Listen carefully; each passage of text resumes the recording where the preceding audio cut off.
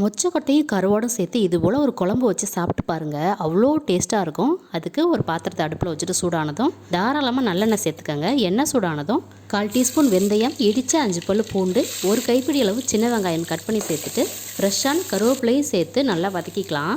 இது கூடவே ஒரு பச்சை மிளகா, 2 கத்திரிக்காய், 2 உருளைக்கிழங்கு கட் பண்ணி சேர்த்துட்டு தேவையான அளவு கல்லுப்பு, கொஞ்சமாக மஞ்சத்தூள் சேர்த்து நல்லா வதக்கிக்கலாம். இது வதங்கினதும் ஏற்கனவே 8 மணி நேரம் ஊற வச்சு வேக வச்ச மொச்சக்கொட்டையை சேர்த்துக்கலாம். இது கூடவே 1 ஸ்பூன் குழம்பு மிளகாய்த்தூள், 1 ஸ்பூன் வெறும் மிளகாய்த்தூள், 2 ஸ்பூன் மல்லித்தூள் சேர்த்துட்டு நல்லா வதக்கிக்கலாம். இது வதங்கும் போதே ஒரு மிக்சி ஜாரில் கொஞ்சமாக தேங்காய், 1/2 ஸ்பூன் சீரகம், 4 சின்ன வெங்காயம், 3 பழுத்த தக்காளியை கட் பண்ணி சேர்த்துட்டு தண்ணி ஊற்றி நல்லா விழுத அரைச்சிக்கலாம். இந்த விழுத சட்டியில் சேர்த்துக்கலாம். இது கூடவே தேவையான அளவு தண்ணியும் சேர்த்து இந்த வெஜிடபிள்ஸை நல்லா வேக வச்சுக்கலாம். ஓரளவு வெந்ததும் ஒரு நெல்லிக்காய் சைஸில் புளி ஊற வச்சு தண்ணி எடுத்து வச்சுருக்கேன், அந்த தண்ணியை சேர்த்துக்கலாம். புளி தண்ணி சேர்த்து நல்லா கொதி வந்ததும் ஏற்கனவே க்ளீன் பண்ணி வச்சுருக்க கருவாடு சேர்த்துக்கலாம். கருவாடு சேர்த்து ஒரு 10 நிமிஷம் சிம்மிலே வச்சு அடுப்பை ஆஃப் பண்ணோன்னா சூப்பரான மொச்சக்கொட்டை கருவாட்டு குழம்பு ரெடி ஆயிரும். ட்ரை பண்ணி பாருங்கள்.